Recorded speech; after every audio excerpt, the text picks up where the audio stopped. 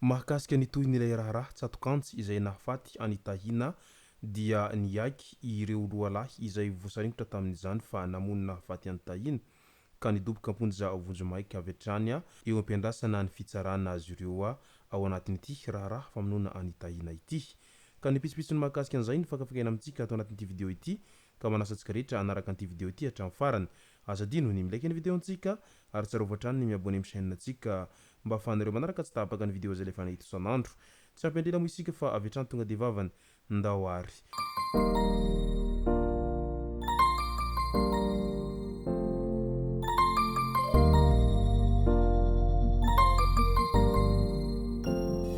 Ny tonga tsy miarahaba hono na mantesitra ka dia faly miarahaba isika rehetra mpanaraka tsy tapaka an'ity chaîne ity ny tenako amin'ity androandroany ity.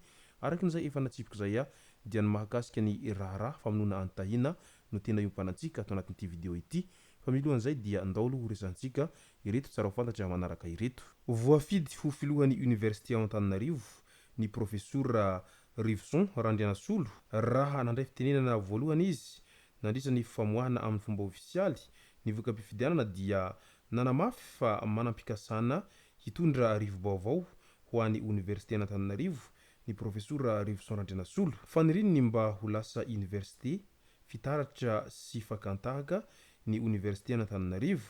Vonona hiarahasa amin'ny rehetra ihany koa ity professeur ity hanatanterahana izany fikasana tsara izany ao anatin'ny telo taona izay fempotoam-piasany ka dia mirary soa azy hahavita be amin'ny adida aman'andraikitra izay miandry azy ao anatin'izay université Antananarivo izay.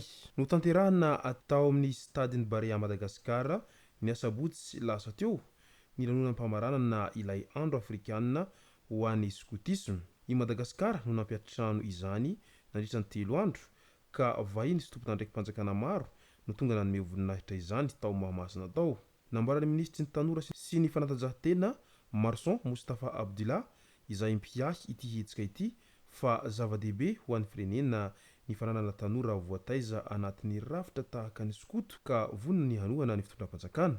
Nisy ihany koa ireo fangatahana nataon'ny lehiben'ny skoto ka nanambara sahady ny ministra fa vonona ihany koa hanao sy mbamboaka skoto hiady sy hitondra izany hetiheta izany eny anivon'ny fitondram-panjakana. Mbola ampiatrano ny fioanam-ben'ny skoto ihany koa i Madagasikara ny volana septambra ho avy izao. Nampahafantarana ihany koa fa efa mandeha ny ady sisika mahakasika ny South Africanina momba ny tanora tokony ho soniavina sy hangatoavin'ny Madagasikara izany araky ny nambarany hatrany.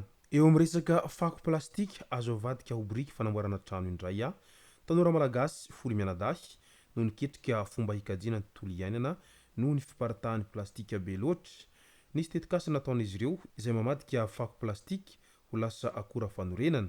Nandray anjara fananana Orange Summer Challenge izy ireo ka nandrobaka ny laharana voalohany i Madagasikara. Araky ny fanazavany Nombatsitoa Sarobidy, CO an'ny plastikako dia briky no namboarinay hatreto fa azo anaovana zavatra hafa ihany koa nefa ny plastika. Tanjon'ny plastiko ny hanangana orinasa fanamboarana briky vita amin'ny plastika. Trano anefa no hamidinay fa tsy briky fotsiny. Izany hoe hanamboatra briky betsaka hahafahana manorina trano ka 300 taona isan-taona no vinona hotratrarina.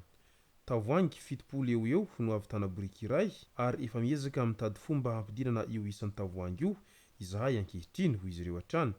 Marobe ny tombotsoa azo amin'ny tetikasa ity satria voankazo ny tontolo iainana ka hihena ny fiparitahan'ny fako plastika. Tsy mety vaky ihany koa ny plastika ary maharitra hatrany amin'ny 50 taona vao misy fanatsarana tokony atao aminy. Natao hahazaka hafanana ihany koa ka tsy mora hitsonika velively. Noraisin'ny tale generaly Orange Madagascar tamin'ny fomba ofisialy moa izy ireo tamin'ny herinandro lasa teo iny ary nampanantena fa vonona hanohana sy hiara-iasa hatrany ireo avy eo anivon'ny orinasa Orange izay. Tsy hivina fa 8,4 euro ny vola azon'izy Foly Mianadahy hanatanterahana ity tetikasa ity. Resaka fanondranana ny harem-pirenena indray nokasaina haondrana antsokosoko hampitaina an-dranomasina ireto sokatra 9,700 isa ireto.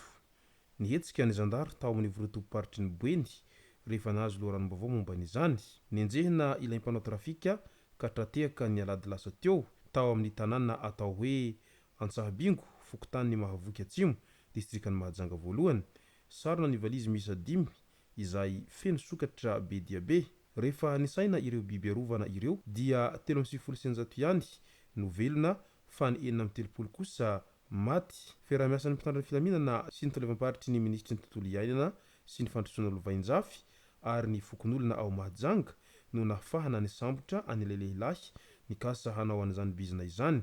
Mbola mitohy ny fanadihadinina atao azy ao amin'ny zandary Mahajanga ao amin'izao fotoana izao. Vaovao mampalahelo indray nindaosy ny fahafatesana Ramatoa Monique Andrea Esoavelomandroso renim-pianakaviana manana ny mahizy azy noho ny andraikitra maro izay nosahaniny teto amin'ny tany sy ny firenena.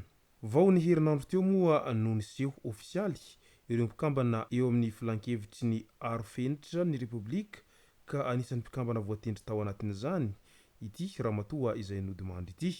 Na izany aza efa tamin'ny fotoana io no tsy tazana nanasika izany lanona izany niaraka tamin'ireo mpikambana namany Monique Andreas Esoavelomandroso. Ankoatra ny sehatra politika dia efa sekretera jeneraly ny COI na Commission de l'Océan Indien ihany koa ny tenany. Ka noho izany dia mirary finonana feno ho an'ny fianakaviana manamanjo amin'izao fahalasana ny olo-mangany Madagasikara izao ary ainganeho tsara levelona ny maty ary aza misosoka alahelo intsony. Ndao amin'izay ho resantsika ny mahakasika an'ilay raharaha famonona anitahina. Fantatra amin'izao fotoana izao fa nigadra ao Ambalatavoangy indray ireo roa lahy izay namono anitahina. Ao Ambalatavoangy Toamasina no miandry ny fanadihadiana lalina sy ny fitsarana azy i Jalanina sy Lebaba. Izy roa lahy ireo izay nanatsatokantsy anitahina teny Ambolomadinika ny 4 Martsa lasa teo rehefa avy niatrika fampanoavana ny tolakandro ny omahaleny. Ijalahy ilay fohy ao amin'ny horonan-tsary efa inefatra amin'izao izy no migadra ary vao ny volana janoary teo no nivoaka ny fonja raha toa ka indroa Lebaba ilay lava tamin'ny horonan-tsary no nigadra ary nivoaka ny fonja ny volana jona 2024 lasa teo iny.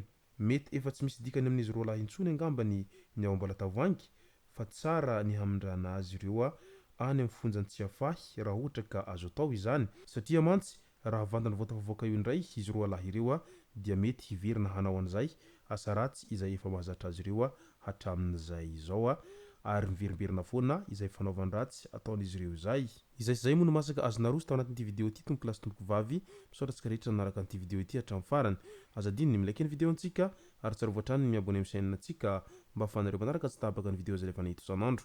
Tompoko lasy tompoko vavy mankasitraka dia mirary soa.